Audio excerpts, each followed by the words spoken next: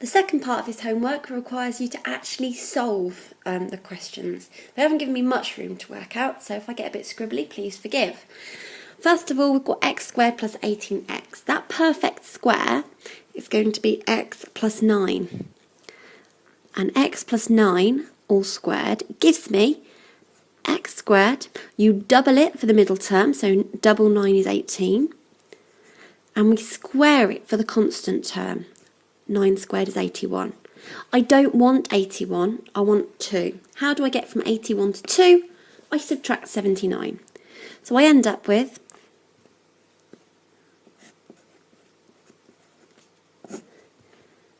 x plus 9 squared, take away 79, equals 0. Now, I move the 79 to the other side. X plus 9 squared is 79. X plus 9 is therefore the square root of 79. And x is going to be negative 9 plus or minus the square root of 79.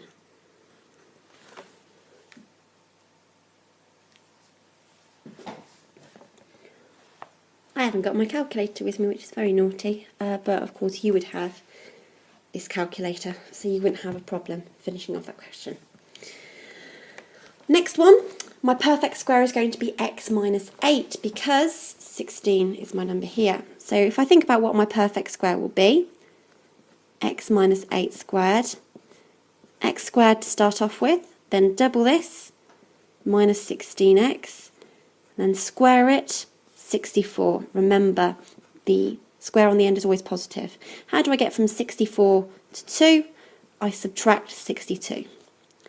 So I end up with x minus 8 squared subtract 62 equals 0, which means that x subtract 8 squared equals 62.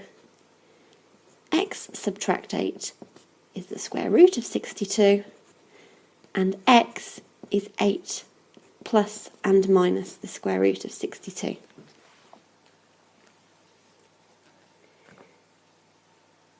An odd middle term. Oh joy.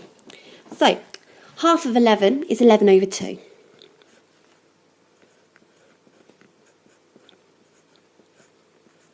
Which gives us x squared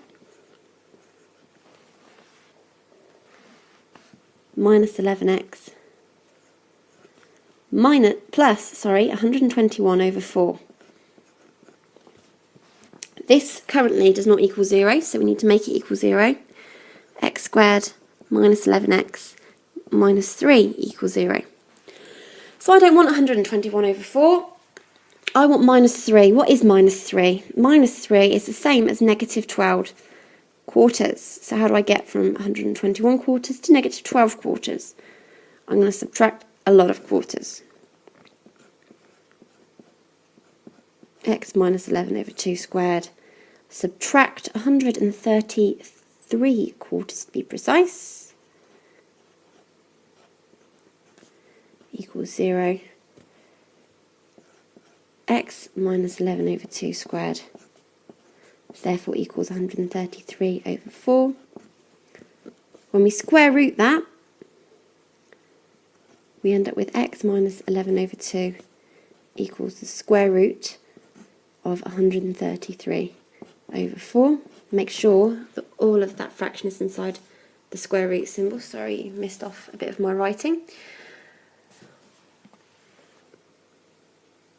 And finally, we end up with x equals 11 over 2 plus or minus the square root of 133 over 4.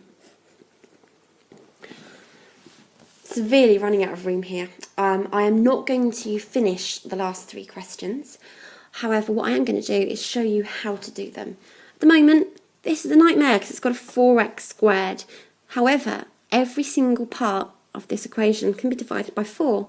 So if we do 4x squared divided by 4, we get x squared. 8x divided by 4 is 2x. And minus 28 divided by 4 is minus 7. 0 divided by 4 is just 0. This now becomes a much easier question to complete the square for. Similarly, we can divide every term in this quadratic equation by 6. X squared minus 10x plus 2 equals 0. This one is more complicated. I would suggest leaving this question. I give it a very healthy warning symbol. We will be revisiting quadratics, and that question will be solvable then.